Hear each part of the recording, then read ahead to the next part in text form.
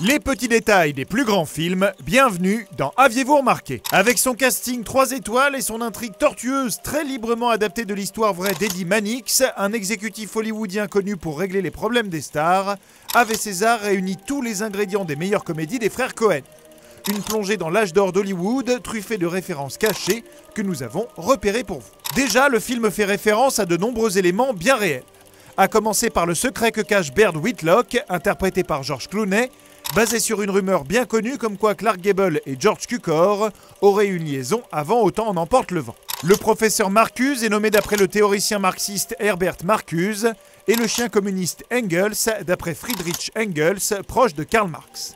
Enfin, le fait que la femme de ménage des communistes utilise un aspirateur de la marque Hoover est sans aucun doute un petit clin d'œil à J. Edgar Hoover, figure centrale de la chasse aux communistes.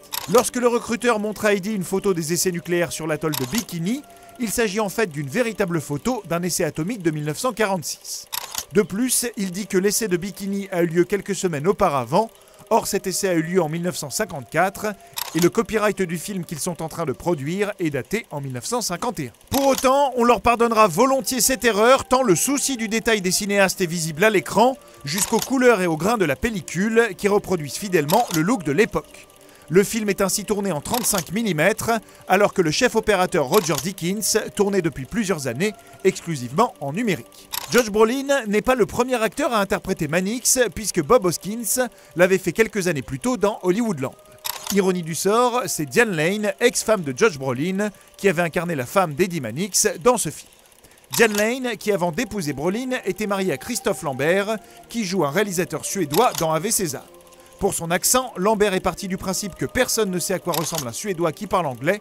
Il a donc mélangé son accent français avec un accent allemand. Pas bête.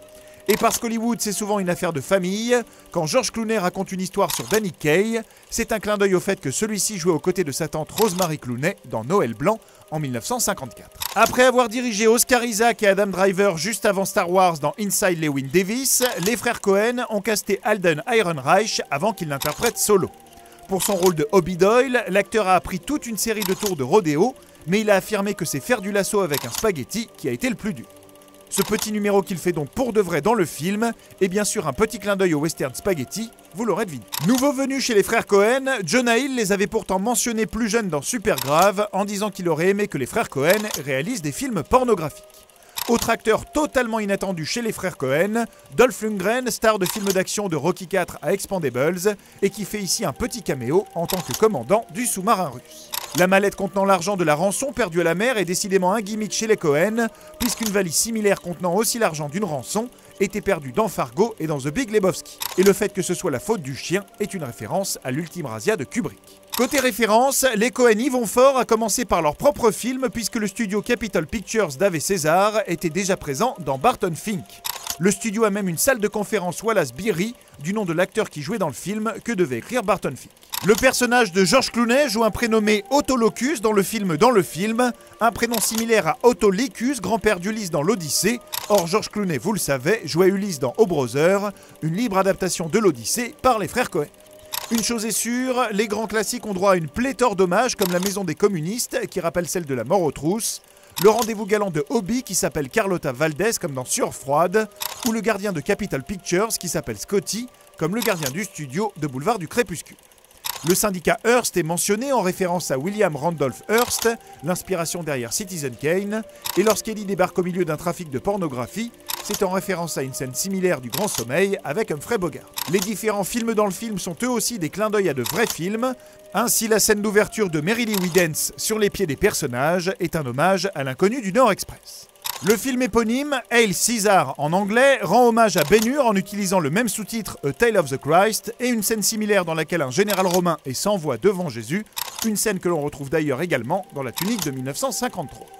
Saul porte le même vêtement que Charlton Heston dans les 10 commandements et le romain qui parle en zézéiant est un clin d'œil à Pilate dans la vie de Brian. Dans les numéros musicaux, on a reconnu un hommage à la première sirène et la chanson No Dames est une parodie de There Is Nothing Like a Dame du film South Pacific. Quant à la danse de Burt, c'est un bel hommage à toute la carrière de Gene Kelly, en commençant par son numéro avec un ballet repris de la parade aux étoiles. Burt glisse sur des cacahuètes comme Gene Kelly sur un journal dans La Jolie Fermière, empêche le barman de travailler comme Gene Kelly avec le pianiste dans Un Américain à Paris, et finit son numéro de la même manière que Kelly dans Chantons sous la pluie. Mais ça, bien sûr, vous l'aviez remarqué? Non?